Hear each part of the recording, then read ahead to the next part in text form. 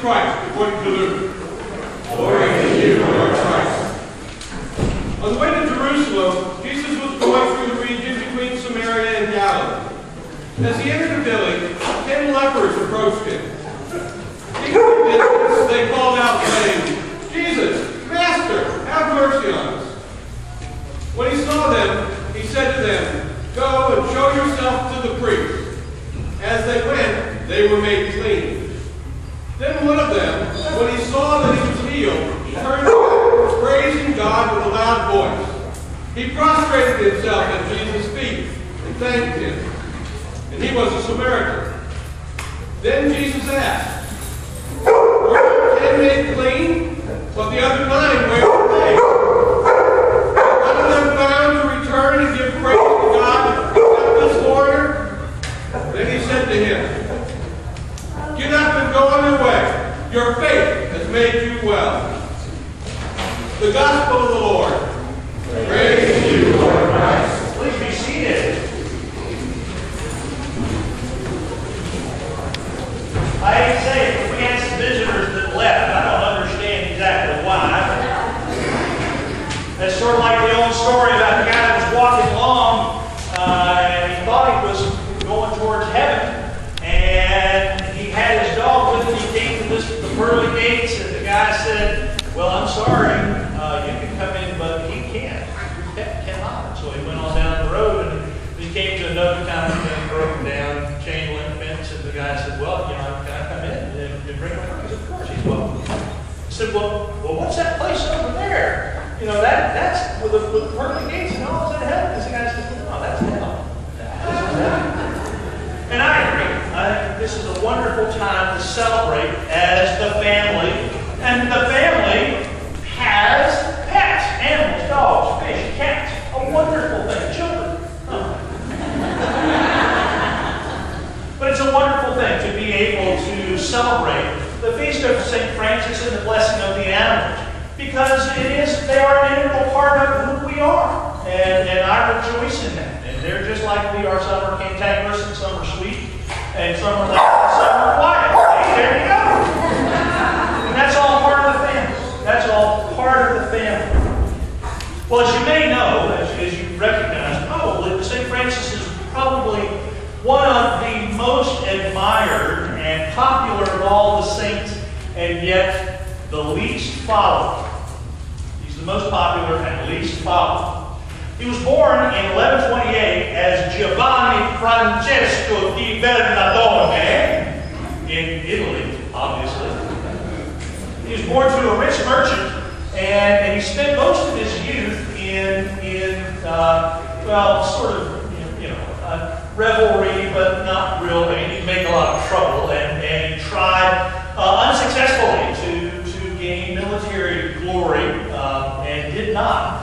But through the course of his life, he encountered and was brought face to face with our Lord in the poor, beggars and lepers. And it's really interesting because today's gospel reading is about the 10 lepers that were healed.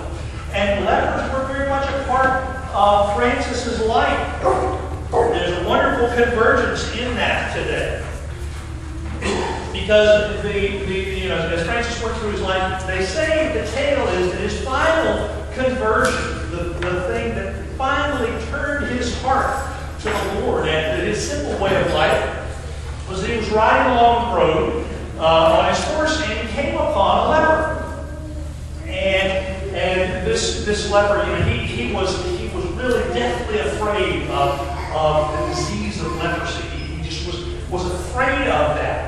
And he tried to pass by, but he could not. And he stopped and he got off his horse and he went up to the leper and he took all of his money out of his purse and gave it to the leper. And that wasn't enough. He found that he was driven to his very knees.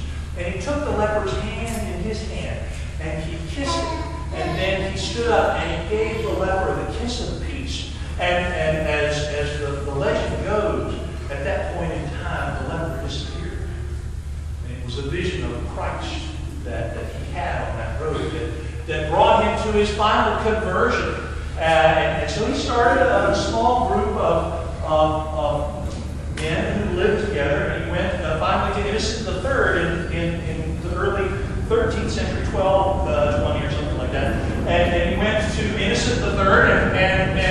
Innocent commissioned the Friars Minor.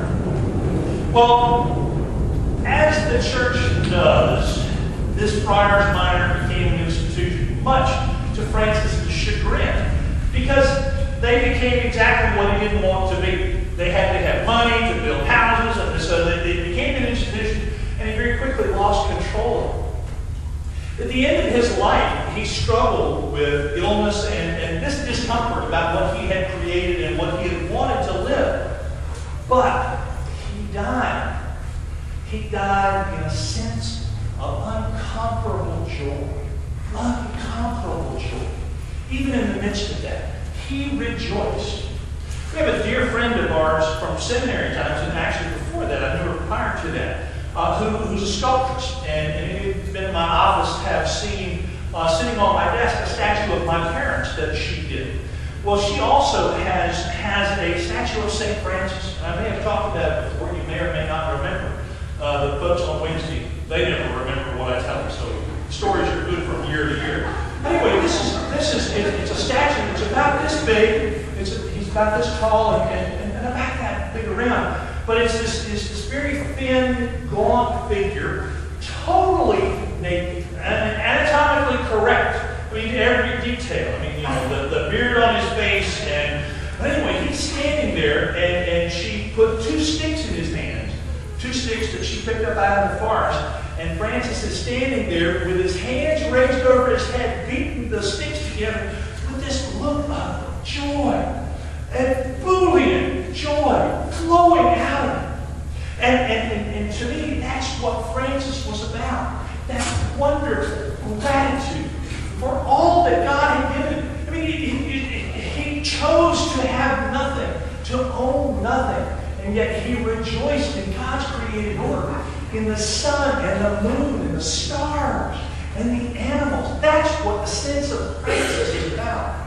A sense of gratitude for God's creation and all God has done for humanity. That's the central focus of Francis. And that's what we should understand his ministry to be. One, to point us to the fact that, just like the t-shirt says, life is good. Life is good. And we rejoice in that. We rejoice in that.